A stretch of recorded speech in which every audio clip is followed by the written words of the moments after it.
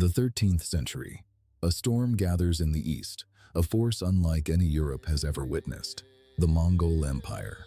Under the brilliant military leadership of figures like Subutai and Batu Khan, grandson of Genghis Khan, these nomadic warriors swept across Eurasia with terrifying speed and efficiency. Their disciplined armies, masters of cavalry and archery, were a relentless tide. In 1241, the Mongol war machine launched a two-pronged invasion into Central Europe. One army, under the command of Baidar and Kadan, tore through Poland. On April 9th, near the city of Legnica, a coalition of Polish, Moravian, and German forces, including knights from the Teutonic, Hospitaller, and Templar orders, stood against them. The Europeans, led by Duke Henry II, the Pious of Silesia, were overwhelmed. Mongol tactics, such as feigned retreats that lured heavily armored knights into fragmented pursuits, proved devastating.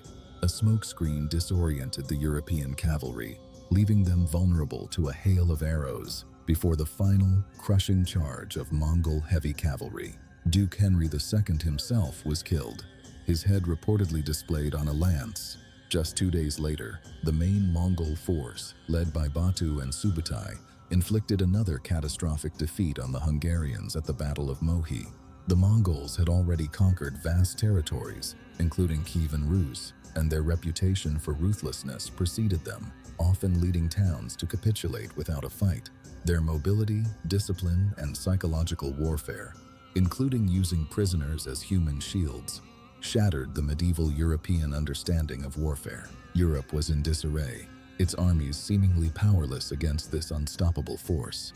The path to the heart of the continent lay open, but then, a sudden, unexpected halt. In December 1241, news reached the Mongol commanders. Great Khan Ugaidai had died. According to Mongol tradition, all princes of Genghis's line had to return to Mongolia for the election of a new Great Khan. The seemingly invincible armies turned east, withdrawing from Europe in early 1242. Europe, on the brink of collapse, was spared. But what if that message never arrived? What if Ugaidai's death had remained a secret, or the summons to the Kurultai ignored? The course of European history, and indeed the world, might have been irrevocably altered. In a chilling alternate timeline, the Mongol tide, instead of receding, surges westward, engulfing the heart of Europe. The year is 1242, and the death of Ugaidai Khan, which once spared the continent, never occurs. The Golden Horde, under the relentless command of Batu Khan and Subutai, presses deeper, their sights set on the fragmented kingdoms of Germany, the burgeoning power of France, and the wealthy city-states of northern Italy. The initial shockwaves of their advance through Eastern Europe had already demonstrated their devastating efficiency. European knights, clad in heavy armor and mounted on powerful war horses, were formidable in a direct charge. However, Mongol cavalry tactics, honed over generations on the steppes, proved a stark counterpoint.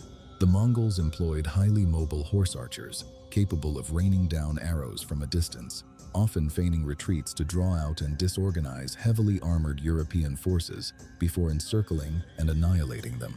A knight unhorsed was a knight severely disadvantaged, and the Mongols excelled at targeting mounts. European castles, while formidable, presented a different challenge. The Mongols, having learned siegecraft from their campaigns in China and Persia, were adept at reducing fortified positions, utilizing engineers and a variety of siege engines.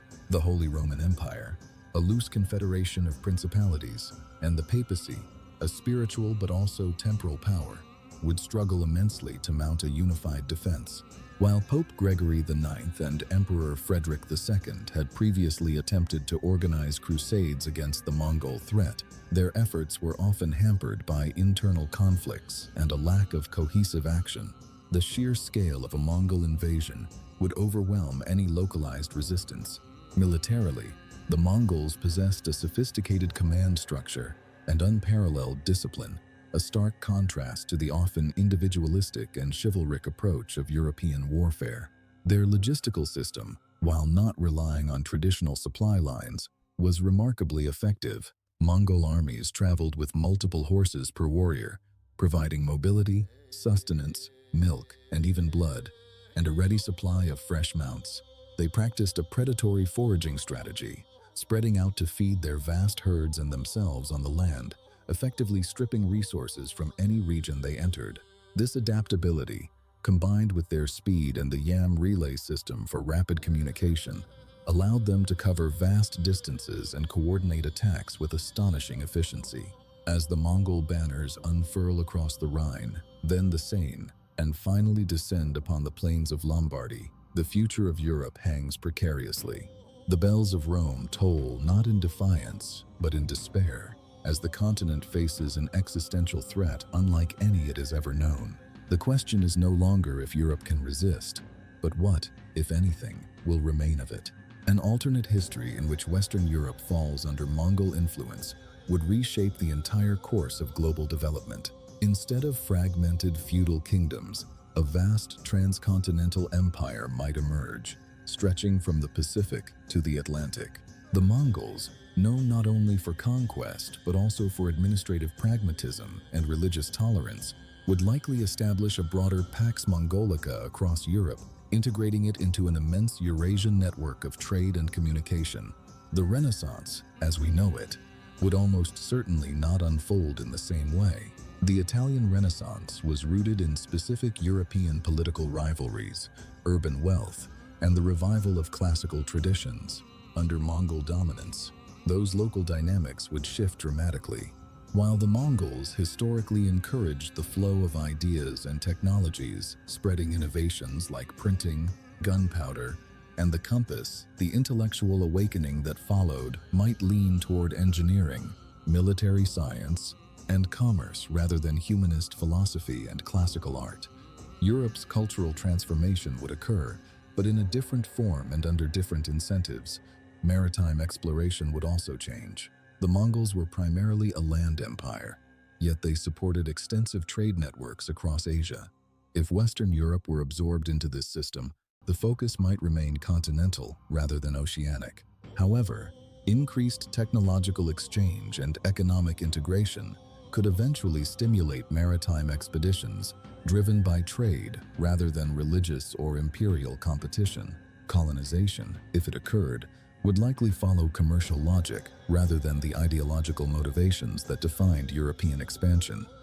Religion would shift significantly. Mongol governance was notably tolerant, allowing multiple faiths to coexist.